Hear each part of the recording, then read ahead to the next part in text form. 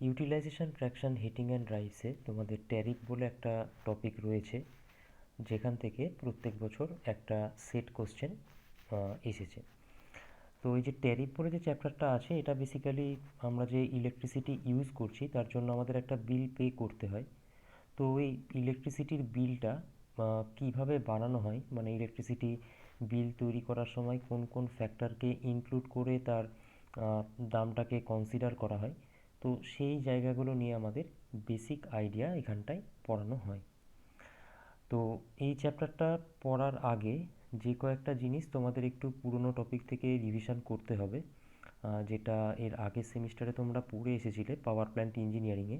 সেখানে তোমাদের variable load on power station বলে একটা চ্যাপ্টার ছিল, যে চ্যাপ্টারে তোমরা লোড কার্ভ পড়েছিলে, ডিমান্ড ফ্যাক্টর পড়েছিলে, লোড ফ্যাক্টর, ডাইভার্সিটি ফ্যাক্টর, এই জিনিসগুলো পড়ে এসেছিলে। তো মেনলি আমাদের লোড ফ্যাক্টর, তারপর ডিমান্ড ফ্যাক্টর, বিশেষ করে লোড ফ্যাক্টর জায়গাটা,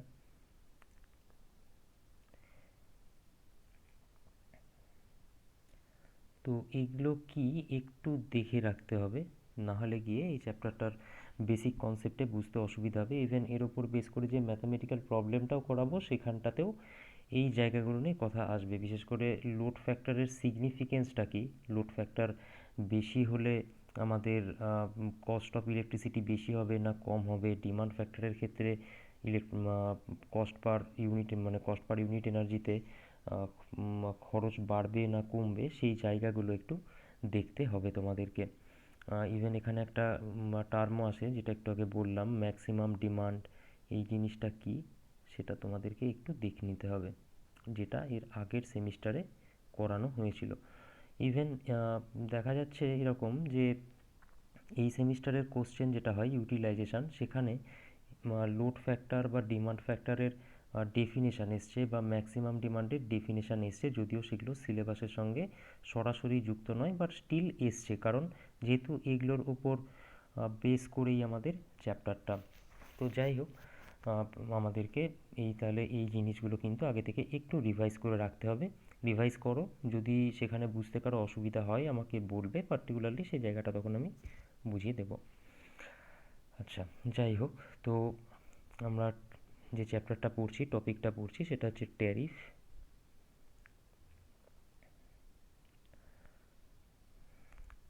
সো বেসিক্যালি ট্যারিফ আর কিছুই না, যে ইলেকট্রিক্যাল এনার্জি যেটা সাপ্লাই করা হচ্ছে কনজিউমারের কাছে, তো যে রেটে সাপ্লাই করা হচ্ছে, মানে তার জন্য যে দামটা ধার্য করা হচ্ছে, সেটাই হচ্ছে কি ট্যারিফ, মানে the rate at which electrical energy is supplied to the consumer is known as tariff. তো ডেফিনেশনের স্লাইড আমি অ্যাড করব, বাট এই ট্যারিফ তৈরি করার জন্য কি কি জিনিসকে কনসিডার করতে হয় সেই জায়গাটা একটু ডিসকাস করা যাক। সেখানে আমরা তিন ধরনের কস্ট নিয়ে অ্যাকচুয়ালি পড়বো। ফার্স্টে ফিক্সড কস্ট,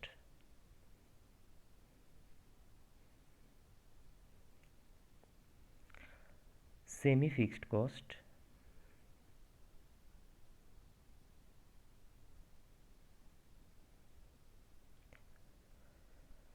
আর রানিং কস্ট।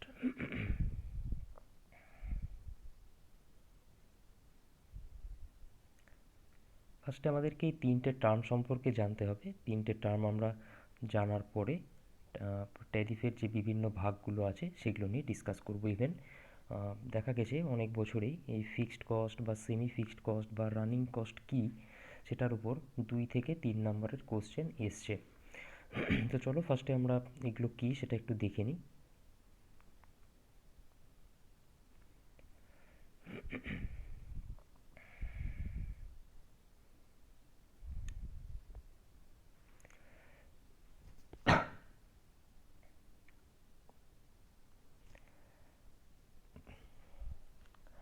আচ্ছা, তো দেখো হেডিং দেওয়াই আছে এখানে, cost of electrical energy. The total cost of electrical energy generated can be divided into three part. তো বেসিক্যালি আমাদের যে ইলেকট্রিক্যাল এনার্জি আমরা যেটা প্রডিউস করছি, কনজিউমারের কাছে পৌঁছে দিচ্ছি, তার যে টোটাল কস্টটা সেটাকে মেনলি তিনটে ভাগে ভাগ করা হচ্ছে। একটা হচ্ছে ফিক্সড কস্ট, দুই হচ্ছে সেমি ফিক্সড কস্ট, আর তিন হচ্ছে গিয়ে রানিং কস্ট। তো ফার্স্টে আসা যাক হচ্ছে গিয়ে ফিক্সড কস্টের ব্যাপারে। দেখো ফিক্সড কস্ট কি বলছে, it is the cost which is independent of maximum demand and units generated. একদম পাতি কথায় বলতে গেলে ফার্স্টে একটা টেলিফোন বিলের কথা ভাবো, ঠিক আছে? টেলিফোন বিল মানে যেটা আমরা আগে ল্যান্ডলাইন ইউজ করতাম। দেখবে আমি ল্যান্ডলাইন ইউজ করছি বাড়িতে, তো অবভিয়াসলি যতটা কল করব আমি, মানে যত ঘন্টা বা যত মিনিট আমি কথা বলবো, তো তার বেসিসে তো আমাকে চার্জ পে করতেই হয়। তো এটা হচ্ছে কি বলতে পারো এক ধরনের রানিং কস্ট। রিপিট করছি আমি আরেকবার। ধরো তুমি বাড়িতে সেই পুরনো যে বিএসএনএলের যে টেলিফোনগুলো হতো সেগুলো তুমি ইউজ করছো, ল্যান্ডলাইন ইউজ করছো। তো যেরকম যেরকম কল করবে সেরকম সেরকম তোমাকে তার জন্য চার্জ করা হবে, সেটা বলতে পারো তুমি রানিং কস্ট। বাট ওই যে টেলিফোনের যে কানেকশানটা নিচ্ছ তার জন্য তোমাকে একটা চার্জ পে করতে হচ্ছে, বা টেলিফোন নিয়ে রেখে দিয়েছো তুমি, অথচ তুমি সারা মাসে হয়তো কোনো ফোনই করলে না, বাট স্টিল তোমাকে একটা চার্জ পে করতে হতো ওই ল্যান্ডলাইনটা তোমার বাড়িতে রাখার জন্য, রাইট?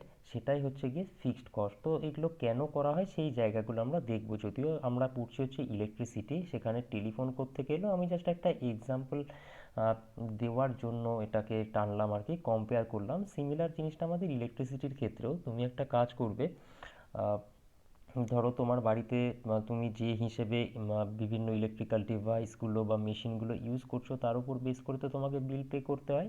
তো একটা কাজ করবে, কোনো একটা মাসে যদি ধরো কখনো বাইরে বেড়াতে যাও, তুমি পুরো মাস ইলেকট্রিসিটি ইউজ করলে না, তা তা সত্ত্বেও কিন্তু তোমাকে একটা মিনিমাম বিল পে করতে হবে তোমার বাড়িতে কানেকশানটা থাকার জন্য। That is one kind of fixed cost. তো এই ফিক্সড কস্টটা কেন চার্জ করা হচ্ছে, কি হচ্ছে, সেগুলো আমরা একে একে পড়বো এখানে। আচ্ছা, তো দেখা যাক কি বলছে। ফিক্সড কস্ট কি, ইট is the cost which is independent of maximum demand and units generated.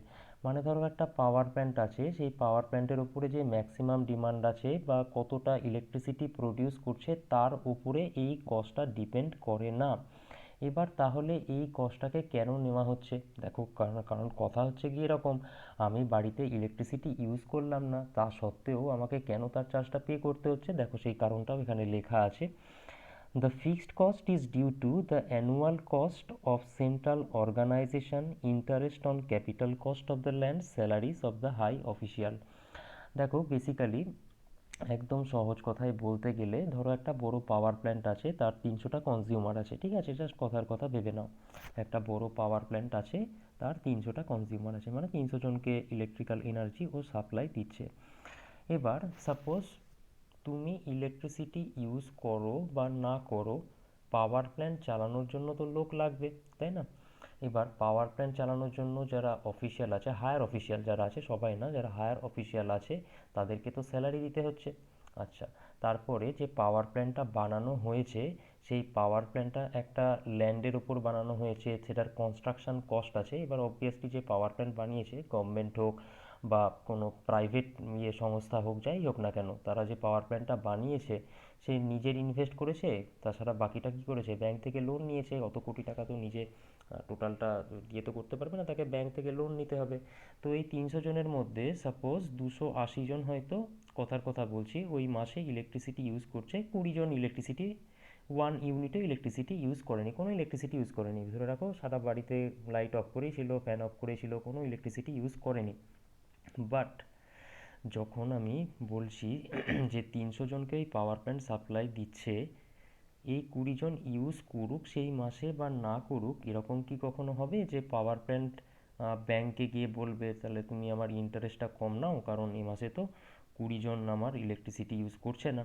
তা তো ব্যাপারটা নয়। তুমি 20 জন ইলেকট্রিসিটি ওখানে ইউজ করুক বা না করুক, ব্যাংকে প্রত্যেক মাসে বা যে ইন্টারেস্ট হোক সেটা কিন্তু তাকে পে করতেই হবে, বা হায়ার অফিসিয়াল যারা আছে তাদেরকে কিন্তু সেই তাদের যে স্যালারি সেটা পে করতেই হবে। এরকম হবে না যে কোম্পানির যে ম্যানেজিং ডিরেক্টর তাকে বলবে যে এই মাসে তো ইলেকট্রিসিটি ইউজ করছে না, তো সেই জন্য তোমাকে স্যালারি দেবো না। তা তো হবে না, তাতে তো সে চাকরি ছেড়ে দেবে, অন্য জায়গায় গিয়ে কাজ করবে।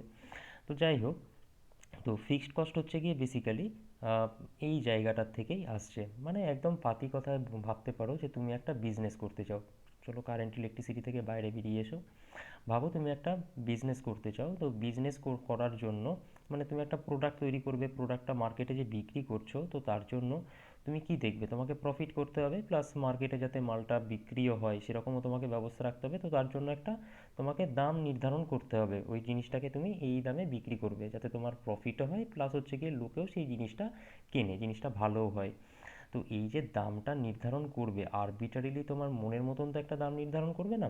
তাতে কি হতে পারে, দেখা যাচ্ছে এরকম হতে পারে যে তুমি বেশি দাম নিয়ে ফেলছো, তখন তোমার কাছ থেকে জিনিস কিনবে না লোকে। বা তুমি হয়তো কম দাম নিচ্ছ, তোমার ক্ষতি হয়ে যাচ্ছে, তাহলে সে তোমার তোমার প্রফিট না হলে তোমার বিজনেস চলবে না। তাহলে নিশ্চয়ই কিছু কিছু ফ্যাক্টর থাকবে যেগুলোকে তোমাকে কনসিডার করতে হবে, যার উপর বেস করে তুমি সেই প্রোডাক্টটার দামটাকে নির্ধারণ করবে।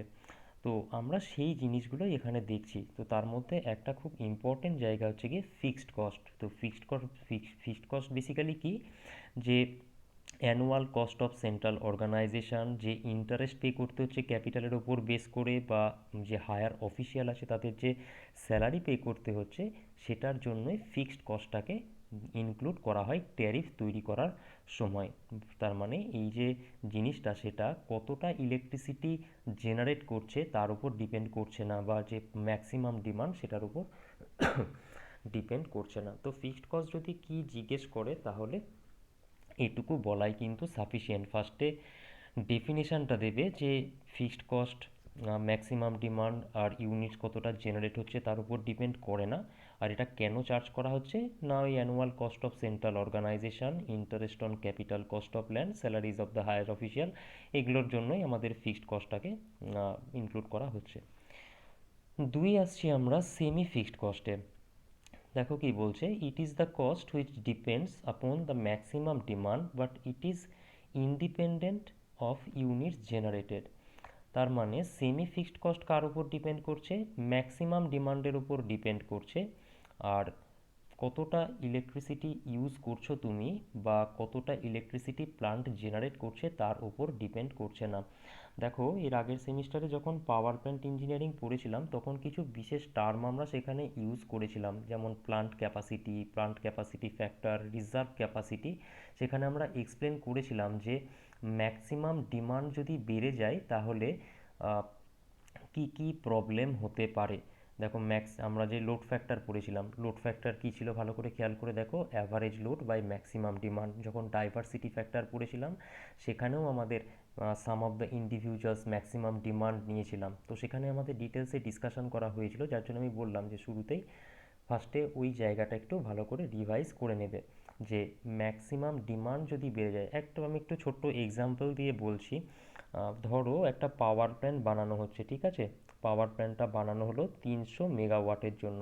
মানে একটা, বা আমি একটা আরও সহজে বলি, ধরো একটা শহর আছে, সেই শহরে যে ইলেকট্রিসিটি মানে যতটা ইলেকট্রিক্যাল পাওয়ার দরকার সেটা হচ্ছে কি 300 মেগাওয়াট।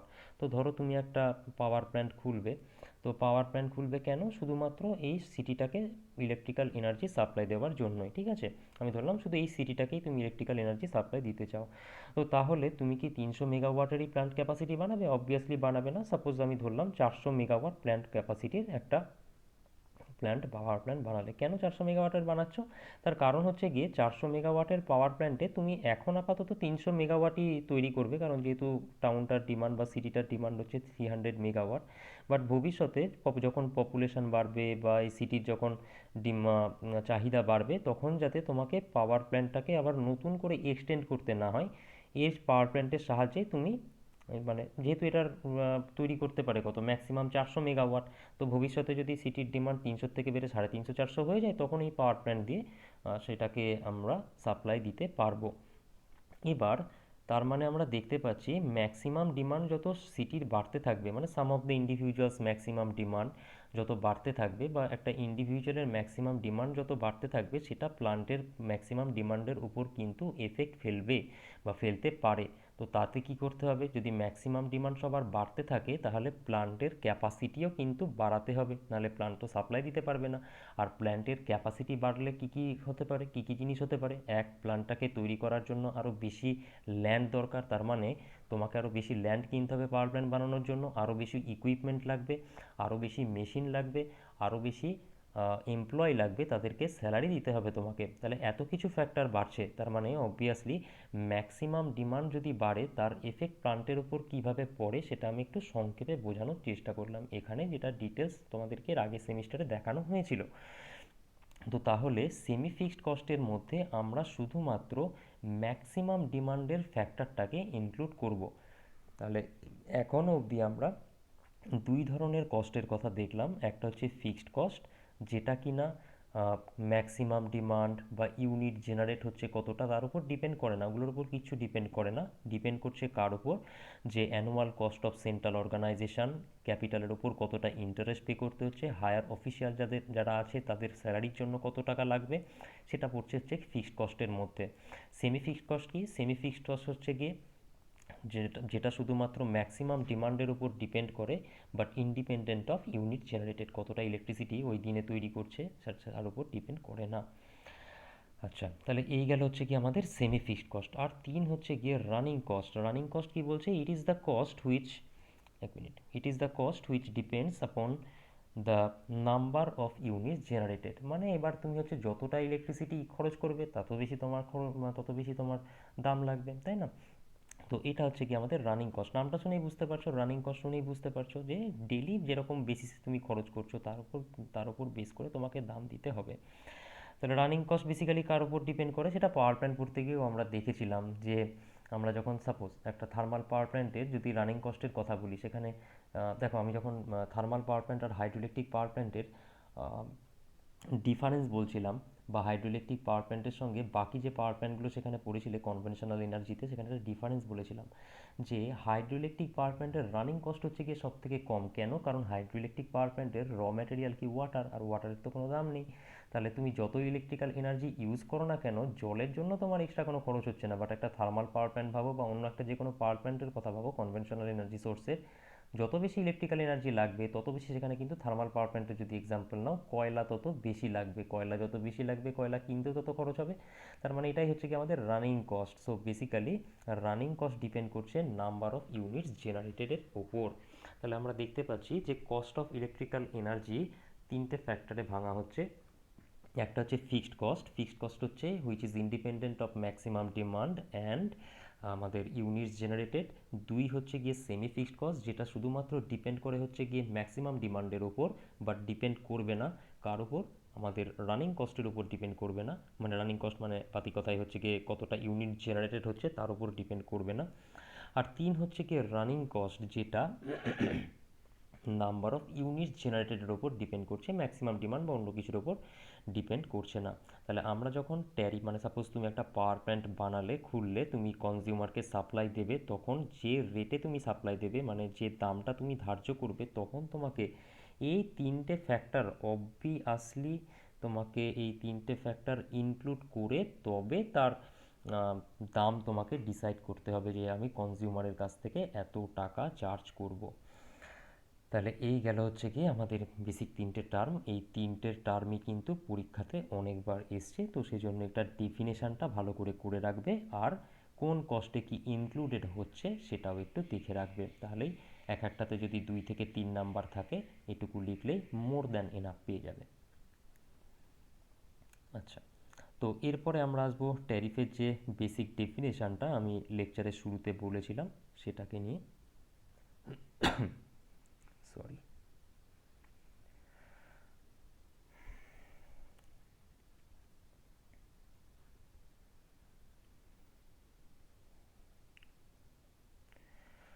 আচ্ছা, দেখো কি বলছে tariff, the rate at which electrical energy supply two a consumer is known as tariff. এটাই বললাম যে একটা কনজিউমারকে আমি যে রেটে ইলেকট্রিক্যাল সাপ্লাই দিচ্ছি, এখানে রেট মানে কি বলতো, এই বলো তো, এই দামের কথা বলা হচ্ছে, ঠিক আছে?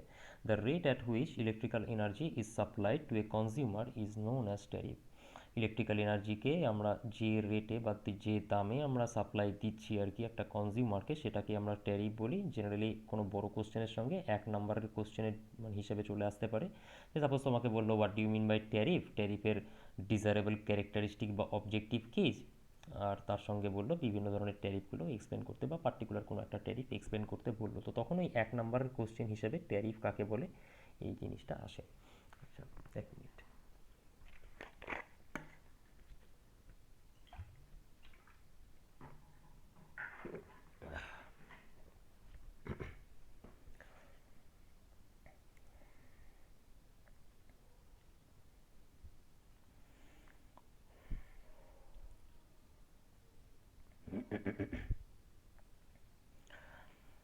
এটাও অনেক সময় 2 নম্বরের কোশ্চেন হিসেবে আসে। What are the objectives of tariff. ধরো তুমি একটা বিজনেস খুলছো, ব্যবসা খুলছো, ইলেকট্রিসিটি কেন যা খুশির হতে পারে। তো সেই ব্যবসাটা খোলার সময় তুমি যে যে কথাগুলো ভাববে ঠিক সেই জিনিসগুলো এখানটায় আমরা অ্যাপ্লাই করব। দেখো আমি প্রত্যেকটা পয়েন্ট বাই পয়েন্ট আমি এখানে বোঝাচ্ছি। ফার্স্ট পয়েন্ট কি, recovery cost of producing electrical energy at the power station. Obviously ধরো তুমি একটা পেন তৈরির কারখানা খুললে, তাহলে পেন বিক্রি করবে তুমি। এবার পেন বিক্রি করার সময় তুমি কি খেয়াল রাখবে, তুমি যা ইনভেস্ট করেছো যেন অ্যাটলিস্ট সেটুকু উঠে আসে, তাই না? নাহলে তো তোমার ক্ষতি হয়ে যাবে, লসে চলবে বিজনেস, বিজনেসই চলবে না বেসিক্যালি। তো ফার্স্ট পয়েন্ট হচ্ছে কি সেটা, recovery of cost of producing electrical energy at power station. 2 number, recovery of cost on the capital investment in transmission and distribution system, very very important। কেন? কারণ হচ্ছে গিয়ে আমি ইলেকট্রিক্যাল এনার্জি তৈরি করছি হচ্ছে গিয়ে পাওয়ার প্ল্যান্টে, তুমি পাওয়ার প্ল্যান্টের ওনার, ভেরি গুড। তো তুমি মানে যে ইলেকট্রিসিটির দাম মানে নির্ধারণ করার সময় তুমি শুধুমাত্র পাওয়ার প্ল্যান্টের কথা ভাবলে, তা ভাবলে তো চলবে না। তুমি পাওয়ার প্ল্যান্টে ইলেকট্রিক্যাল এনার্জিটা তৈরি করছো ঠিক আছে, বাট সেটাকে সাপ্লাই দিচ্ছ কার মাধ্যমে? ট্রান্সমিশন অ্যান্ড ডিস্ট্রিবিউশনের মাধ্যমে। তাহলে ট্রান্সমিশন অ্যান্ড ডিস্ট্রিবিউশনের জন্য যতটা খরচ হচ্ছে সেটাও কিন্তু তোমাকে তুলে আনতে হবে। তো ট্রান্সমিশন ডিস্ট্রিবিউশনের জন্য তুমি যতটা ইনভেস্ট করেছো সেই টাকাটাও তুলে আনছো। সেটাই বলছে recovery of cost on the capital investment in transmission and distribution system. 3 number, recovery of cost of operation and maintenance of supply of electrical energy, metering equipment, billing etcetera. আচ্ছা, তুমি পাওয়ার প্ল্যান্ট ইলেকট্রিক্যাল এনার্জি তৈরি করেছো, সেখানকার তুমি দাম নির্ধারণ করলে। আচ্ছা, তারপরে ট্রান্সমিশন ডিস্ট্রিবিউশন সেই ফ্যাক্টরটাকেও ইনক্লুড করলে, দিয়ে ছেড়ে দিলে, তা করলেও হবে না। কেন?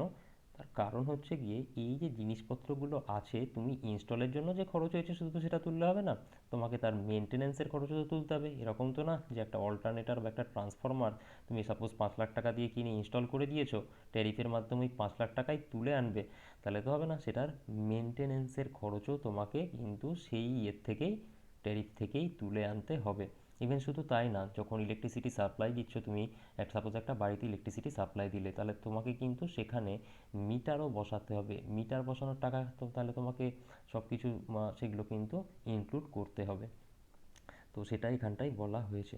আর 4, যেটার জন্য তুমি ব্যবসাটা করছো, suitable profit on the capital investment. যতটা তুমি ইনভেস্ট করছো ততটাই যদি তুলে আনো তাহলে তো প্রফিটও থাকবে না, তাহলে তোমাকে প্রফিটও করতে হবে।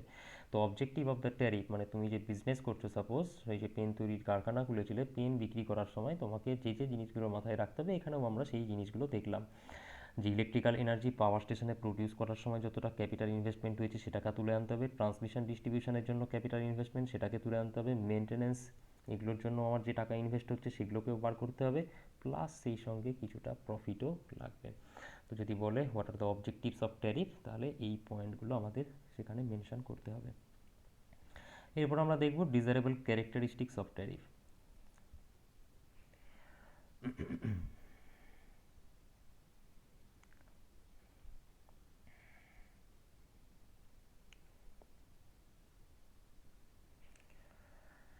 আচ্ছা, desirable characteristics of tariff, basically এই জায়গাটা আমার বলা উচিত, তোমরা একটু নিজের পড়ে নিও, কারণ এখানে একদম সিম্পল ল্যাঙ্গুয়েজে একটা কমন সেন্সের উপর বেস করেই সমস্ত জিনিসগুলো লেখা আছে। এই পার্টিকুলার স্লাইডে যা দেখতে পাচ্ছ এখানে ইঞ্জিনিয়ারিংয়ের কিছু নেই, একটা বাচ্চা ছেলেও সেটা বুঝতে পারবে। কী রকম? দেখো, ফার্স্ট হচ্ছে গিয়ে proper return, the tariff should be such that it ensures the proper return from each consumer. I guess এটা ইজিলি বোঝা যাচ্ছে।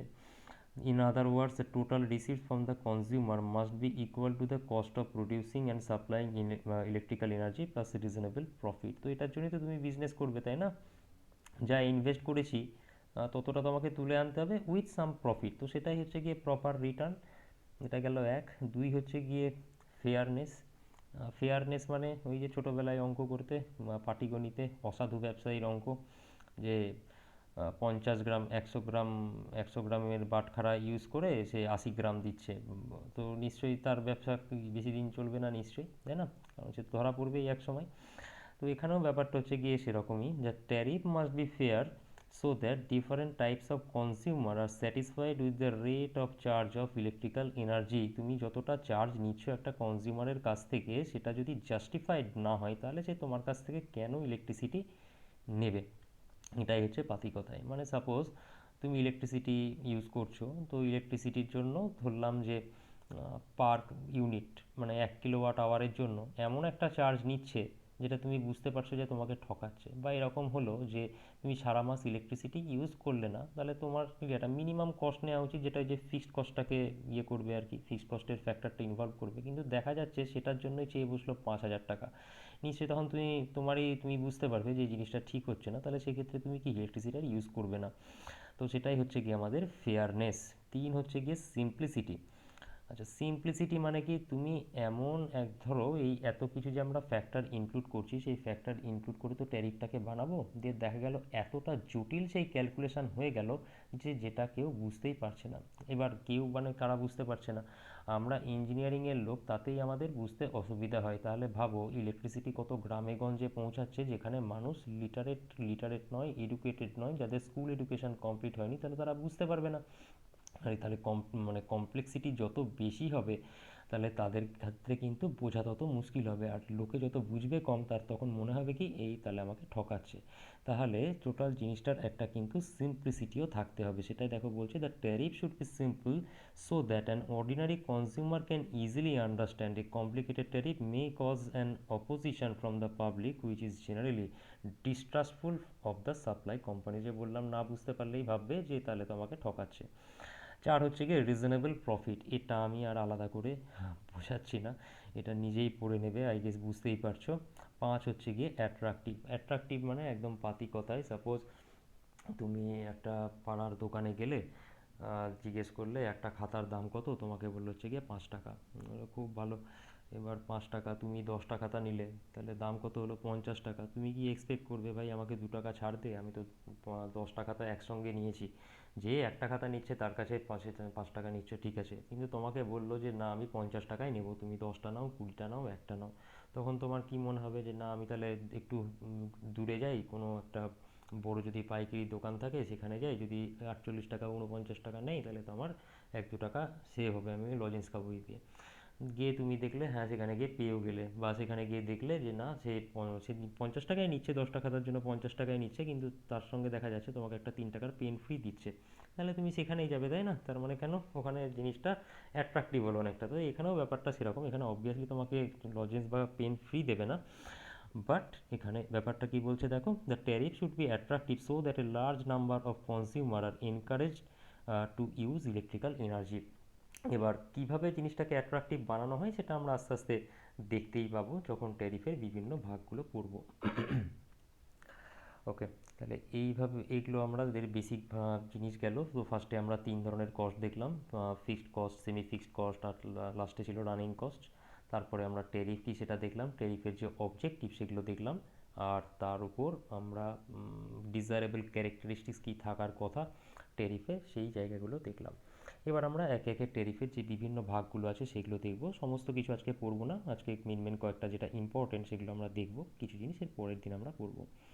তো ফার্স্টে আসবো আমরা সিম্পল ট্যারিফে।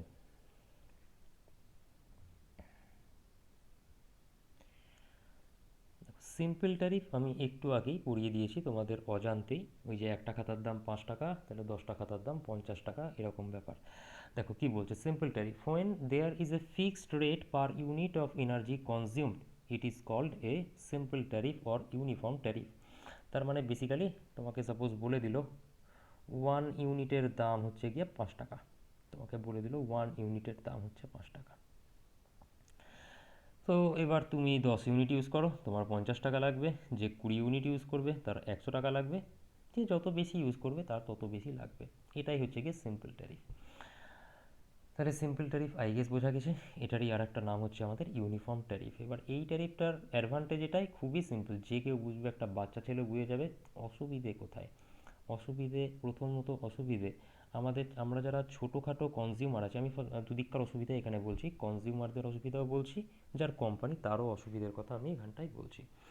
আচ্ছা, তো ফার্স্টে আমাদের আমাদের অসুবিধা বলি, কনজিউমারের কথা বলি। আহ, আমরা ছোটোখাটো কনজিউমার, তো সাপোজ 5 ইউনিট 10 ইউনিট ইউজ করছি। বাট ভাবো যারা বড় কনজিউমার, যারা ফ্যাক্টরি চালাচ্ছে, বড় বড় কলকারখানা চালাচ্ছে, সেখানে হিউজ পরিমাণ ইলেকট্রিসিটি খরচ হচ্ছে। তো অবভিয়াসলি একটু আগে যে এক্সাম্পলটা দিয়েছিলাম আমি খাতা কেনার, খুচরো একজন কনজিউমার আর একজন হচ্ছে গিয়ে পাইকারি রেটে কিনতে চাই, তাহলে আমরা ছোটোখাটো কনজিউমার, আমরা 10 ইউনিট কি খরচ করলাম, 50 টাকা নিল, ঠিক আছে। বাট যারা বড় কনজিউমার 1000 ইউনিট ইউজ করছে, 2000 ইউনিট ইউজ করছে, তারা এক্সপেক্ট করবে তাদের কাছ থেকে কিছুটা সেরকম ইয়ে করা হোক। তো সেই রকম কিন্তু সিস্টেম এখানে নেই। তাহলে বড় বড় যারা কনজিউমার আছে তারা এটাতে খুব একটা খুশি হবে না। এটা সিম্পল ট্যারিফের একটা বড় ডিসঅ্যাডভান্টেজ কনজিউমারের সাইড থেকে। আর যার কোম্পানি তার থেকে কি তার দিক থেকে কি অসুবিধে? সাপোজ তুমি ইলেকট্রিসিটি 1 মাসে ইউজ করলেই না তাহলে তোমার ইলেকট্রিসিটির বিল আসবে কত? কোনো টাকাই আসবে না, কারণ সিম্পল ট্যারিফ 1 ইউনিট মানে 0 ইউনিট ইউজ করেছো, কোনো বিল আসবে না। তাহলে 0 ইউনিট যদি ইউজের জন্য তোমার যদি বিল না আসে, তাহলে কোম্পানির যে ফিক্সড কস্ট সেটাকে কে পে করবে? তাহলে এই জিনিসটাও এখানটায় কিন্তু নেই। তো এটা হচ্ছে গিয়ে এর কিন্তু বড় ডিসঅ্যাডভান্টেজ। যাই হোক, তাহলে এই হচ্ছে কি আমাদের সিম্পল ট্যারিফ, আর সিম্পল ট্যারিফের যে ডিসঅ্যাডভান্টেজ সেটাও আমি এখানটায় বলে দিলাম তোমাদেরকে। পরের স্লাইডে সিম্পল ট্যারিফের ডিসঅ্যাডভান্টেজও থাকবে, সেই সঙ্গে ফ্ল্যাট রেট ট্যারিফ কি সেটাও আমরা দেখব।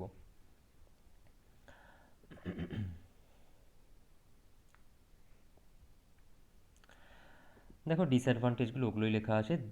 দেয়ার is no discrimination between different types of consumer since every consumer has to pay equitably for the fixed charges. এই হচ্ছে গিয়ে একটা বড় ডিসঅ্যাডভান্টেজ। 2 হচ্ছে গিয়ে cost per unit delivery is high, এটা গেল সেকেন্ড ডিসঅ্যাডভান্টেজ। আর 3 হচ্ছে গিয়ে it does not encourage the use of electricity. আচ্ছা, এরপরে আসছি আমরা ফ্ল্যাট রেট ট্যারিফে। আচ্ছা, ফ্ল্যাট রেট ট্যারিফ কি বলছে? When different types of consumers are when different types of consumers are charged at different uniform per unit rate, it is called flat rate tariff. তার মানে কি বলছে?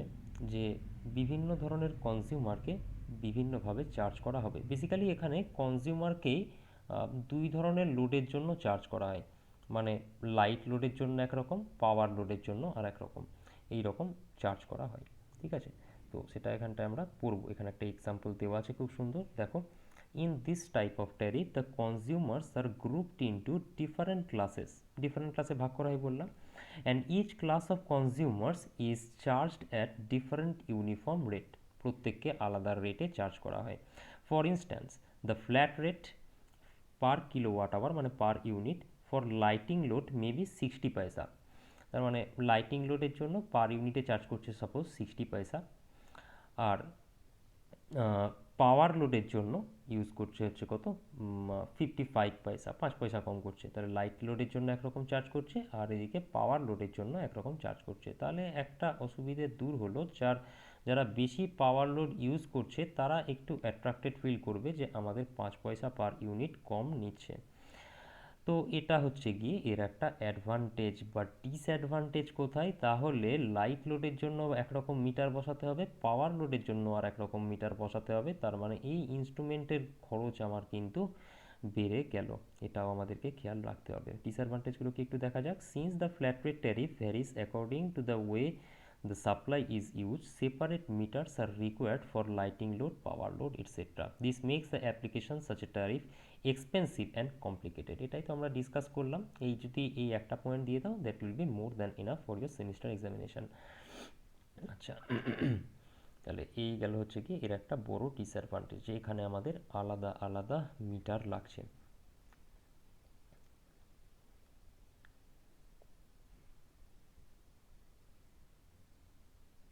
আচ্ছা, এরপরে আসবো আমরা block rate ট্যারিফে।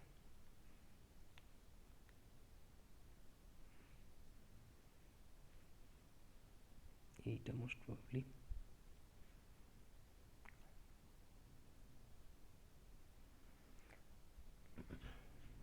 block rate tariff.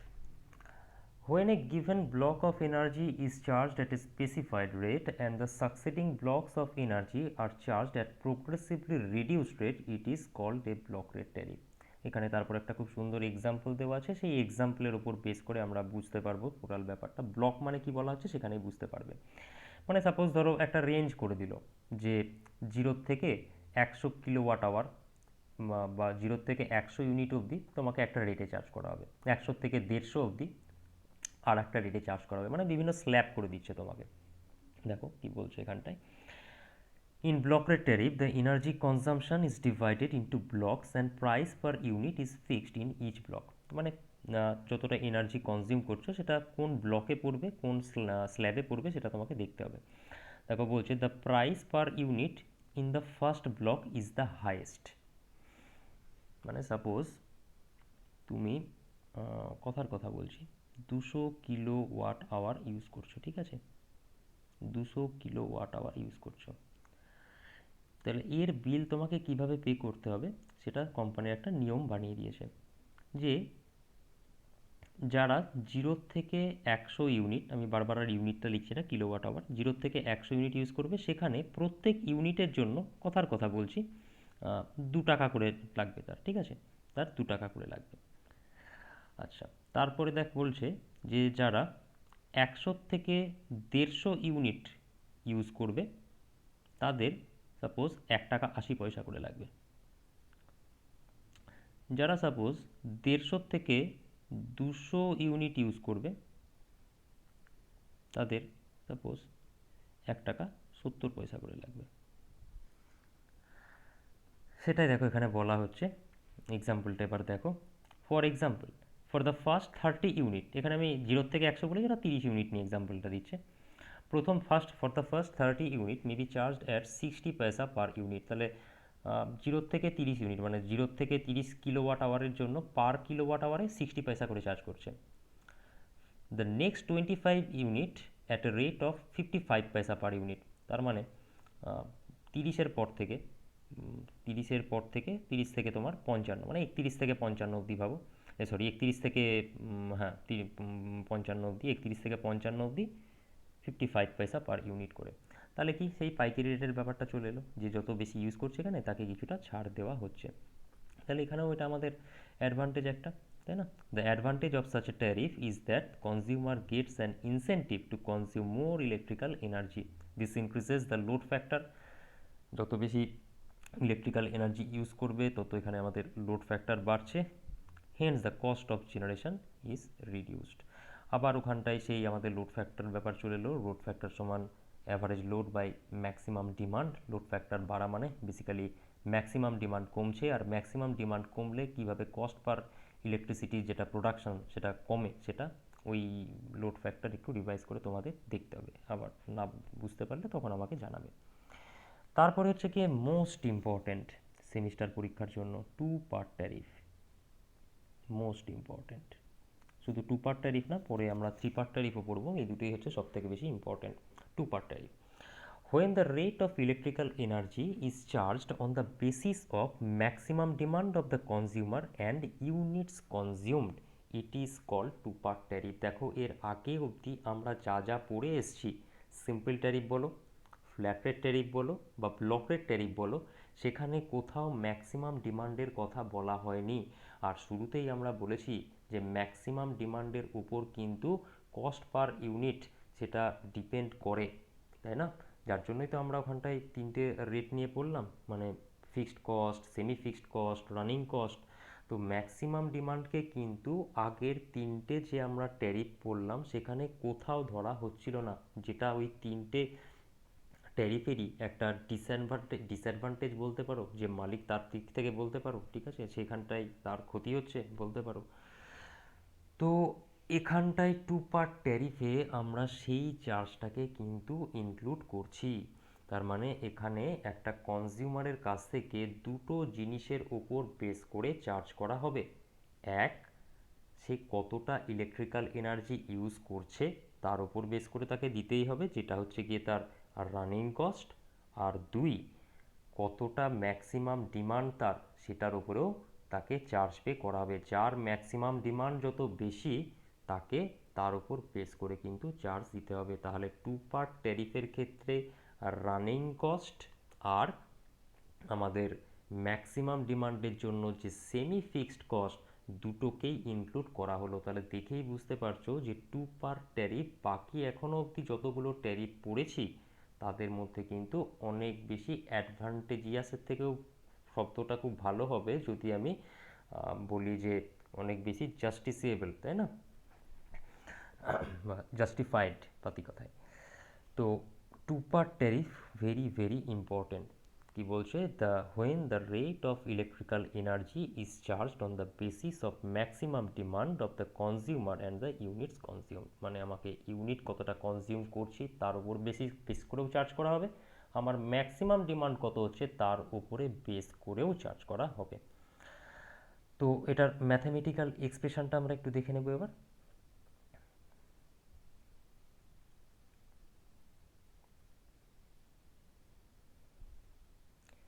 দেখো, টু পার ট্যারিফের ক্ষেত্রে টোটাল চার্জ হচ্ছে B into kilowatt plus C into kilowatt hour. দেখো, ম্যাক্সিমাম ডিমান্ডের জন্য চার্জ করা হবে বলেছিলাম, ম্যাক্সিমাম ডিমান্ডের ইউনিট কি, ম্যাক্সিমাম ডিমান্ড হচ্ছে ইউনিট আর পাওয়ার ইউনিট তো সেম, সেটা ওয়াট বা কিলোওয়াট বা মেগাওয়াট এরকম বেসিসে হয়। তো দেখো সেটা হচ্ছে কি বি ইন্টু কিলোওয়াট, বি কি সি কি সেগুলোতে আমি আসবো একে একে। তার মানে এই যে পার্টটা বি ইন্টু কিলোওয়াট, এই যে পার্টটা সেটা হচ্ছে কি ম্যাক্সিমাম ডিমান্ডের জন্য টোটাল চার্জ, যেটা হচ্ছে কি আমাদের সেমি ফিক্সড কস্টের মধ্যে পড়ছে। আর সি ইন্টু কিলোওয়াট আওয়ার এটা পড়ছে হচ্ছে গিয়ে রানিং কস্টের জন্য আমাদের পড়ছে। বিটা হচ্ছে গিয়ে charge per kilowatt of maximum demand, মানে সাপোজ তোমাকে বললো, ধরো তোমার ম্যাক্সিমাম ডিমান্ড হচ্ছে গিয়ে 5 কিলোওয়াট, ঠিক আছে, তোমার ম্যাক্সিমাম ডিমান্ড হচ্ছে 5 কিলোওয়াট, আর সারা মাসে তুমি কথার কথা বলছি 25 ইউনিট মানে 25 kilowatt hour electrical energy use করেছো।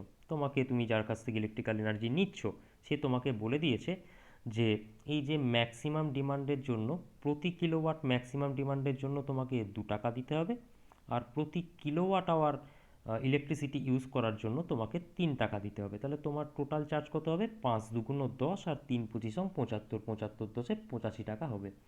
এটাই এখানটায় বলা আছে টোটাল চার্জ। তাহলে এই দুইটা কি এখানটায়, দুইটা হচ্ছে গিয়ে বেসিক্যালি বি মানে পার কিলোওয়াটের জন্য কত টাকা চার্জ করা হচ্ছে, আর তিনটা কি এখানে, তিনটা হচ্ছে বেসিক্যালি সি মানে পার কিলোওয়াট আওয়ারের জন্য কতটা তোমাকে চার্জ করা হচ্ছে। তাহলে আমরা দেখতে পাচ্ছি টু পার্ট ট্যারিফের ক্ষেত্রে ম্যাক্সিমাম ডিমান্ড আর কি বলে রানিং কস্ট দুটোই আমাদের এখানটায় ইনভলভ আমরা দেখতে পাচ্ছি, রাইট। আর যখন আমরা থ্রি পার্ট ট্যারিফ পড়বো পরবর্তীকালে, সেখানটা দেখবে এ প্লাস মানে এই জিনিসটাই থাকবে, তার সঙ্গে A plus B into kilowatt plus C into kilowatt hour এরকম পাবে। এই যে এটা হচ্ছে কি আমাদের ফিক্সড কস্ট, যেটা ফিক্সড চার্জ যেটা, সেটা হচ্ছে কি এ, যেটা থ্রি পার্ট ট্যারিফের ক্ষেত্রে ওই এক্সট্রা টার্মটা সেখানটায় জুড়বে। তাহলে আমি যা যা বললাম সেটার উপর বেস করে এর যে অ্যাডভান্টেজ আর ডিসঅ্যাডভান্টেজ সেটা একটু ভালো করে পড়ে নেবে। এখানে টোটাল জায়গাটা পড়ার সময় তোমাদের একটা প্রবলেম হবে, সেই প্রবলেমটা আমি চাই যে তোমরা নিজেরা আমাকে বলবে, তারপরে আমি সেই জায়গাটা বোঝাবো। কোন জায়গাটা, সেটা হচ্ছে গিয়ে ফিক্সড কস্টের জায়গাটা। ফিক্সড কস্ট আমি বারবার বলছি যে তিনটে আমরা কস্ট পড়েছি, fixed cost, semi fixed cost আর রানিং কস্ট, রাইট। তো আমরা এখানটায় যতগুলো ট্যারিফ পড়লাম কোথাও কিন্তু ফিক্সড কস্ট পড়িনি, রাইট। ফিক্সড কস্ট কোথাও কিন্তু আমরা ইনক্লুড করতে দেখলাম না। তো সেটাই আমি প্রত্যেকটার ক্ষেত্রেই আমি বলেছি যেখানে আমরা ফিক্সড কস্টকে ইনক্লুড করছি না, এখানে ফিক্সড কস্টকে ইনক্লুড করছি না।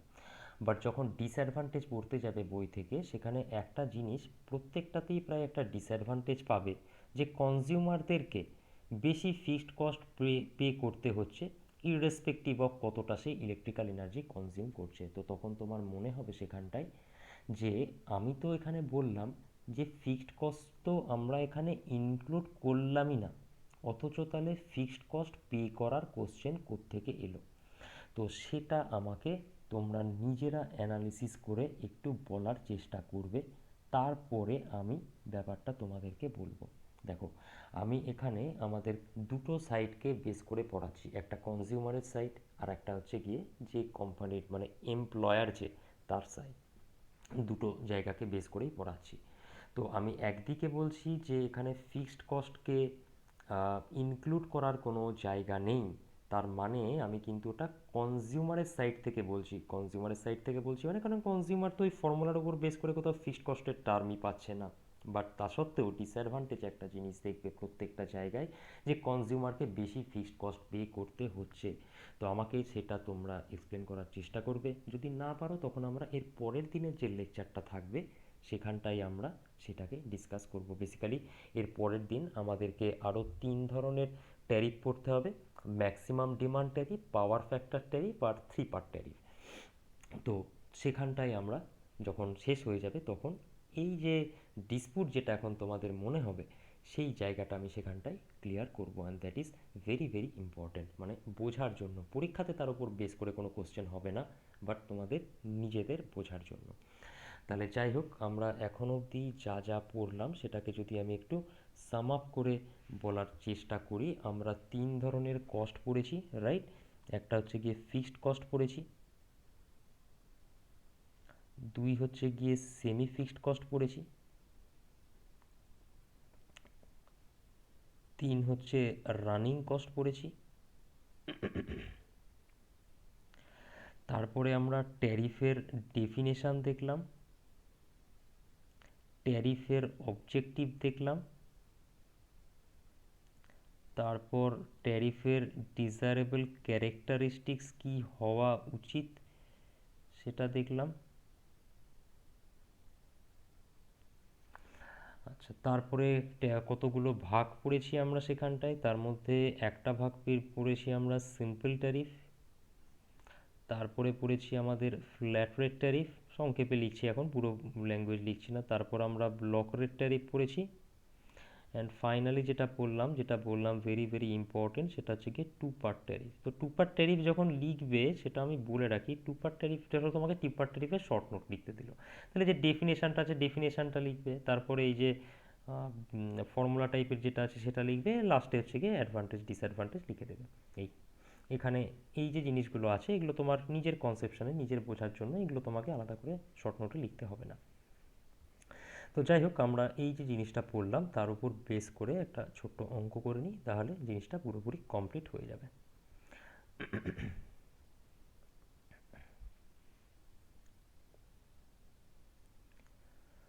তো ফার্স্টে ভিডিওটাকে পজ করে নিয়ে প্রবলেমটা টুকে নিয়ে নিজেরা করার চেষ্টা করবে, তারপরে আমার সলিউশনটা দেখবে। তো আমি ধরে নিলাম যে তোমরা পজ করে জিনিসটাকে করার চেষ্টা করেছো, এবার আমরা একে একে এখান থেকে সলিউশনটা করব।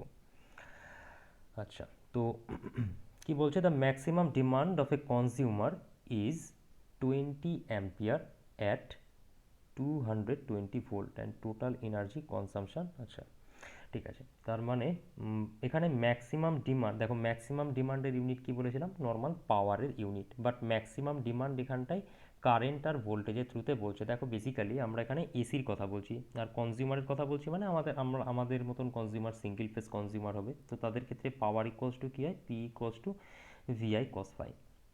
তো এখানে ম্যাক্সিমাম ডিমান্ডের যদি কথা বলি তাহলে সেটা এখানে ডেটাটাও ওভাবেই দিচ্ছে যে ম্যাক্সিমাম ডিমান্ডের সময় কনজিউমারের যে ভোল্টেজ সেটা হচ্ছে কি 220 ভোল্ট, কারেন্ট সেটা বলছে 20 অ্যাম্পিয়ার। পাওয়ার ফ্যাক্টর যদি আমাদের দেওয়া থাকে তাহলে একে পাওয়ার ফ্যাক্টর দিয়ে গুণ করলেই আমরা ম্যাক্সিমাম ডিমান্ড পেয়ে যাব, কারণ এটা ম্যাক্সিমাম ডিমান্ডের জন্যই ডেটাটা দেওয়া আছে। দেখো ল্যাঙ্গুয়েজটা দেখো, the maximum demand of A consumer is 20 ampere at 220 volt. এবার টোটাল অঙ্কটা করে দেখবে যে এখানে পাওয়ার ফ্যাক্টর কিছু বলা নেই, বাট এই অঙ্ক করতে গেলে পাওয়ার ফ্যাক্টর অবশ্যই লাগবে। তো কোশ্চেনে যদি পাওয়ার ফ্যাক্টর দিয়ে দেয় তাহলে তো খুবই ভালো, যদি পাওয়ার ফ্যাক্টর দেওয়া না থাকে সেক্ষেত্রে পাওয়ার ফ্যাক্টরকে 1 ধরে নিতে হবে। তো পরীক্ষায়, সেমিস্টার পরীক্ষায় এরকম করবে না, তোমাদের পাওয়ার ফ্যাক্টর দেওয়া থাকবে, বাট তাও বলে রাখলাম যদি দেওয়া না থাকে সেক্ষেত্রে পাওয়ার ফ্যাক্টর এখানে 1 ধরে নেবে। বাট হ্যাঁ, আবার এমন অঙ্কতে পাওয়ার ফ্যাক্টর 1 ধরে বসতে না, যেখানে পাওয়ার ফ্যাক্টরই তোমাকে ক্যালকুলেট করতে হবে, ঠিক আছে? যাই হোক, তাহলে এখানে আমরা একটা জিনিস ধরে নিচ্ছি যে লেট লেট পাওয়ার ফ্যাক্টর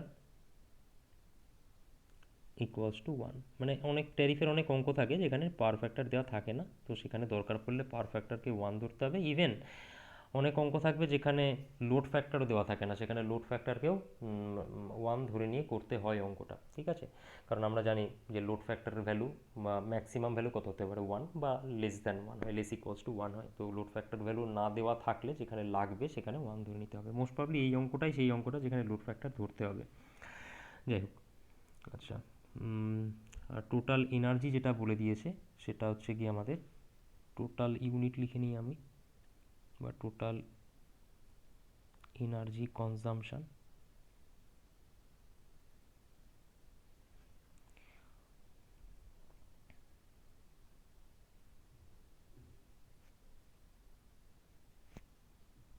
কত? 8760 ইউনিট, 8760 ইউনিট বা কিলোওয়াট আওয়ার।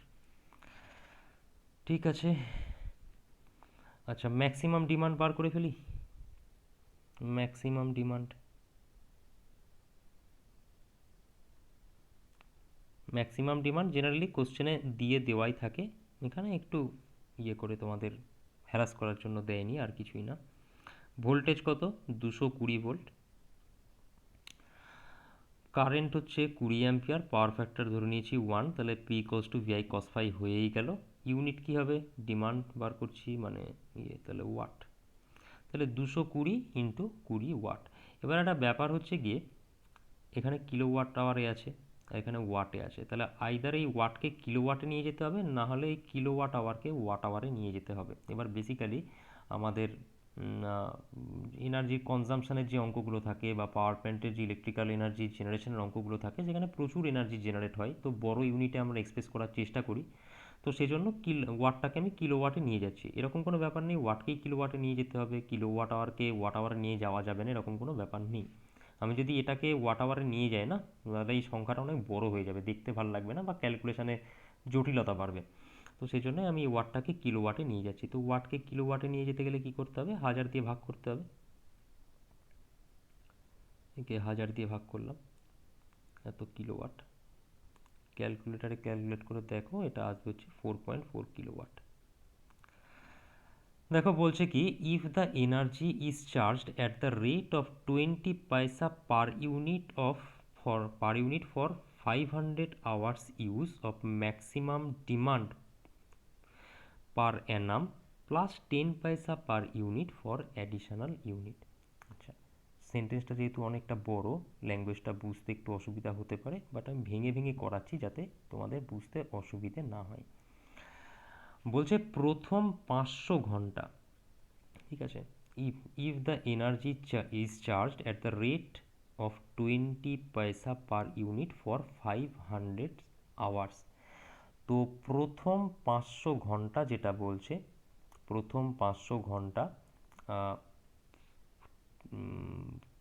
এক মিনিট, if the energy is charged at the rate of 20 paisa per unit for 500 hours use of the maximum demand per annum. ঠিক আছে, ফার্স্ট এইটুকু, তাহলে প্রথম 500 ঘন্টা ম্যাক্সিমাম ডিমান্ডের রেসপেক্টে 20 পয়সা করে আমার কাটা হচ্ছে। তাহলে প্রথম 500 ঘন্টায়, প্রথম 500 ঘন্টা না নিই আমরা, ঠিক আছে, প্রথম 500 ঘন্টায় কতটা ইউনিট আমরা বা কতটা এনার্জি আমরা কনজিউম করছি, এনার্জি কনজাম্পশন, এনার্জি কনজাম্পশন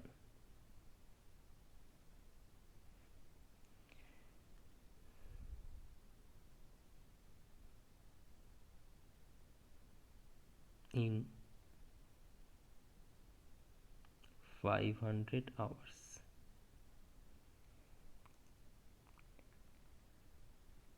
কিসের রেসপেক্টে বলছে এটা ভালো করে দেখো, অফ দ্য ম্যাক্সিমাম ডিমান্ড, প্রথম 500 ঘন্টা ম্যাক্সিমাম ডিমান্ডের রেসপেক্টে। তো ম্যাক্সিমাম ডিমান্ড কত? 4.4 কিলোওয়াট, রাইট? তাহলে 4.4 কিলোওয়াট, এটা হলো কি পাওয়ার, আমরা লিখছি কি এনার্জি, তাহলে একে আমাদের টাইম দিয়ে মাল্টিপ্লাই করতে হবে, 4.4 ইন্টু 500 হলো, তাহলে কত কিলোওয়াট আওয়ার হচ্ছে এখান থেকে? 2200 কিলোওয়াট আওয়ার। এই যে 2200 কিলোওয়াট আওয়ার আছে, এটাকে চার্জ করছে কি হিসেবে? 20 পয়সা পার ইউনিট, তাহলে এক ইউনিটের জন্য 20 পয়সা, 2200 কিলোওয়াট আওয়ারের জন্য কতটা সেটা আমাদের দেখতে হবে। তাহলে charges for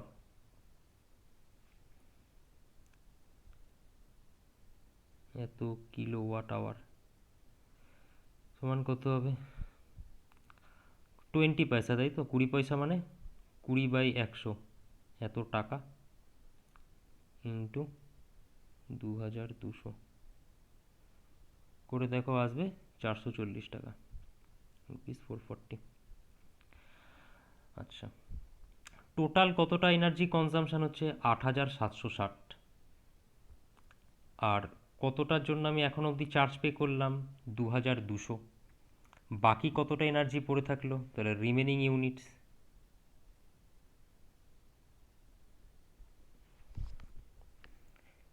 remaining unit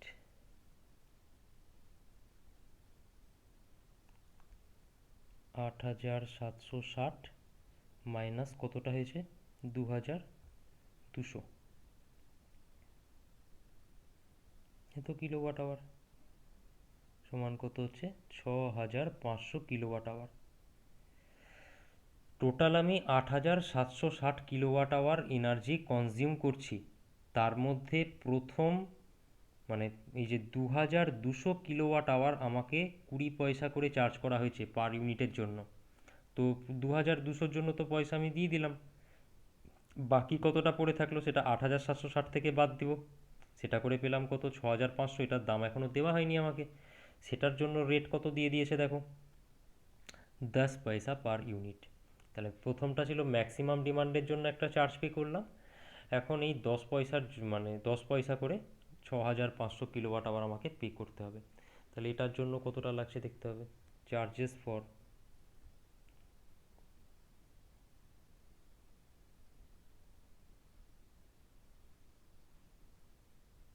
6500 kilowatt hour equals to কত হবে রুপিস, কত করে নিলাম 10 পয়সা না, 10 পয়সা মানে কত টাকা 10/100 ইন্টু 6500, এই এটা করে আসবে হচ্ছে আমাদের 600, আচ্ছা 6500 আসবে এখানটায়, এখানে 6560 হবে, এক্সট্রিমলি সরি 6560, তাহলে রুপিস কাটাকুটি করলে এটা কাটলো, এখানে একটা শূন্য কাটবে, 656 টাকা, 656। তাহলে টোটাল অ্যানুয়াল বিল কত হলো,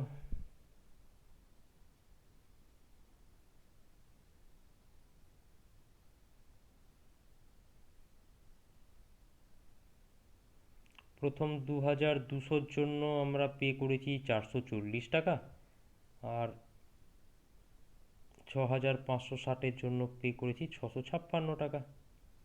তাহলে টোটাল আমাদেরকে বিল পে করতে হচ্ছে, যোগ করলে 6, 4 আর 5 9, 4 আর 6 10, তাহলে 1096 টাকা আমাদেরকে পে করতে হচ্ছে। ওকে, দেখো সেটা এখানে জানতে চেয়েছে, ক্যালকুলেট দ্য অ্যানুয়াল বিল, এত টাকা পে করতে হবে। 2, ইকুইভ্যালেন্ট ফ্ল্যাট রেট, তাহলে 8760 ঘন্টার জন্য মানে এখানে আমাদের যদি 1 বছরের কথা ভাবো, 1 ইয়ার, 2 নম্বর অঙ্কটা করছি, 1 ইয়ার, 1 ইয়ার মানে হচ্ছে 8760 আওয়ার, রাইট? তাহলে 8760 ঘন্টায় পে করছো তুমি কত, না সরি আমি এখানে 8760 ঘন্টা বলছি কেন, সরি 1 মিনিট, এখানে তো টাকার রেসপেক্টে বলেছে, আমার কিলোওয়াটের মাথায় ঢুকে আসে। ইকুইভ্যালেন্ট ফ্ল্যাট রেট, তাই তো? টোটাল কতটা এনার্জি ইউজ করেছো 8760 কিলোওয়াট আওয়ার, তাহলে 8760 কিলোওয়াট আওয়ারের জন্য তুমি পে করেছো কত 1096 টাকা, তাহলে 1 কিলোওয়াট আওয়ারের জন্য পে করছো কত, equivalent flat rate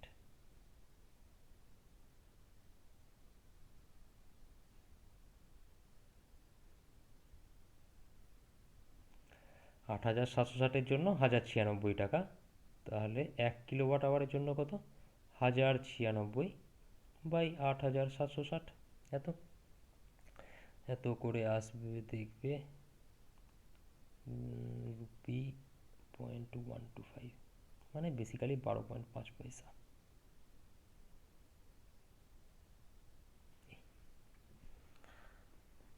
flat rate tariff যেটা ছিল, ফ্ল্যাট রেটে আমরা তো ওইভাবেই হিসাব করতাম না, সেটাই হচ্ছে কি এখানটায় দেখানো হলো, আর কিছুই না। যে 8760 কিলোওয়াট আওয়ারের জন্য 1096 টাকা, তাহলে 1 কিলোওয়াট আওয়ারের জন্য কত টাকা। তো যাই হোক, এই গেল হচ্ছে কি আমাদের আজকের ট্যারিফের ফার্স্ট লেকচার। এরপরের লেকচারে আমরা ম্যাক্সিমাম ডিমান্ড ট্যারিফ, সংক্ষেপে ম্যাক্স ডিমান্ড লিখলাম, maximum demand tariff, power factor tariff,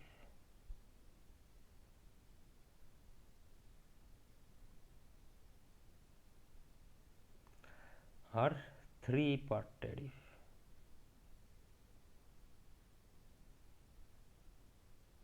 এই কটা ট্যারিফ নিয়ে আমরা এরপরের লেকচার ডিসকাস করব।